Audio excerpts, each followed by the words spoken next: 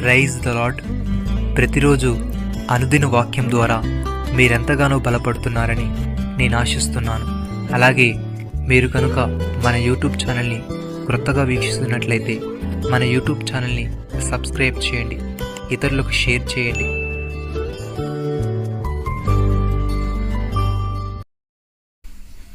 మరెన్నడను ఉండకుండా మరణమును ఆయన మెంగివేయును. ప్రభువైన యెహోవా ప్రతివాని ముఖము మీది బాష్ప బిందువులను తుడిచివేయును. యెషయా గ్రంథము 25వ అధ్యాయము 8వ వచనము. ప్రియమైన సహోదరి సహోదరులారా, పాపం చేసే ప్రతి ఒక్కరూ ఒక జీతాన్ని పొందుకుంటారు, అది మరణం. దేవుని సన్నిధి నుంచి శాశ్వతంగా దూరమై ఉండడమే మరణం అంటే. అయితే మరెన్నడూ ఉండకుండా ఆ మరణమును దేవుడు మింగివేయునని ప్రభువైన యెహోవా ప్రతివాని ముఖము మీద బాష్ప బిందువును తుడిచివేయునని ఇక్కడ తెలియజేస్తున్నాడు. ప్రియమైన సహోదరి సహోదరులారా, మనుషుని ద్వారా మరణం వచ్చెను గనుక మనుషుని ద్వారానే మృతుల పునరుద్ధానము కలిగెను. ఆదామునందు అందరు ఎలాగూ మృతి పొందుచున్నారో అలాగుననే క్రీస్తునందు అందరూ బ్రతికింపబడుదురు. ప్రతి వాడును తన తన వరుసలో బ్రతికింపబడును. ప్రథమ ఫలము క్రీస్తు, తర్వాత క్రీస్తు వచ్చినప్పుడు ఆయన వారు బ్రతికింపబడుదురు. అటు తర్వాత ఆయన సమస్తమైన ఆధిపత్యమును సమస్తమైన అధికారమును బలమును కొట్టివేసి తన తండ్రి అయిన దేవునికి రాజ్యం అప్పగించును.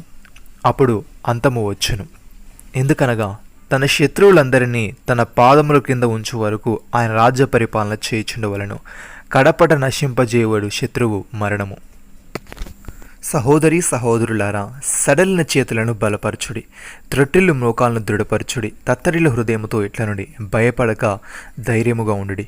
ప్రతిదండన చేయుటకై మీ దేవుడు వచ్చుచున్నాడు. ప్రతిదండనను దేవుడు చేయదగని ప్రతీకారమును ఆయన చేయును. ఆయన వచ్చి తానే మిమ్మల్ని రక్షించును. భక్తుడి విధంగా అంటున్నాడు, మన క్రియలను బట్టి కాక తన స్వకీయ సంకల్పమును బట్టి అనాది కాలముననే క్రీస్తు యేసునందు మనకు అనుగ్రహింపబడినదియు క్రీస్తు యేసును మన రక్షకుని ప్రత్యక్షత వలన బయలుపరచబడినదైన తన కృపను బట్టి మనల్ని రక్షించి పరిశుద్ధమైన పిలుపుతో ఆయన మనల్ని పిలిచెను. క్రీస్తు యేసు మరణమును నిరర్ధకము చేసి జీవమును అక్షయతను సువార్త వలన వెలుగులోనికి తెచ్చెను.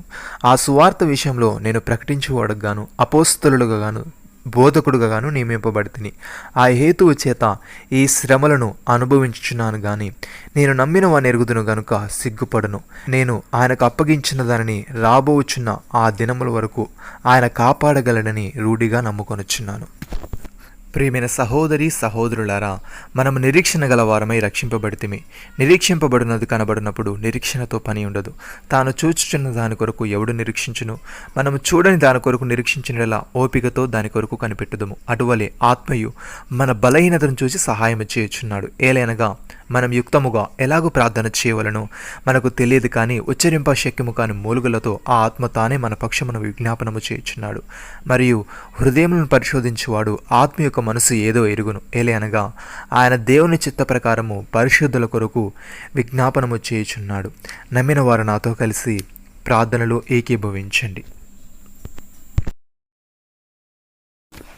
మమ్మల్ని మికిలిగా ప్రేమిస్తున్న మా ప్రియ పరలోకపు తండ్రి, మీరు మాకిచ్చిన వాగ్దానమును బట్టి మీకు స్తోత్రములు. దేవా, మేము సడలిన చేతులను బలపరచుచు త్రొట్టిల్లు మోకాలను దృఢపరచుచు తత్తరిల్లు హృదయముతో భయపడక ధైర్యముగా ఉంటూ ప్రతిదండన చేయుటకై మీ దేవుడు వచ్చుచున్నాడు. ప్రతిదండనను దేవుడు చేయదగిన ప్రతీకారమును ఆయనే చేయనని ఆయన వచ్చి తానే మిమ్మల్ని రక్షించునని తెలియజేసే వారముగా ఉండుటకు సహాయం చేయమని మేము నీకు అప్పగించిన దానిని రాబోచున్న దినము వరకు కాపాడగలమని రూఢిగా విశ్వసించి ధైర్యంతో నిరీక్షణతో ముందుకు సాగే వారముగా ఉండుటకు కృప చూపమని మాలో ప్రతి ఒక్కరి ముఖము మీద బాష్బిందువును నీవే తుడిచివేయమని ప్రభువైన యేసు క్రీస్తు నామంలో ప్రార్థిస్తున్నాము తండ్రి.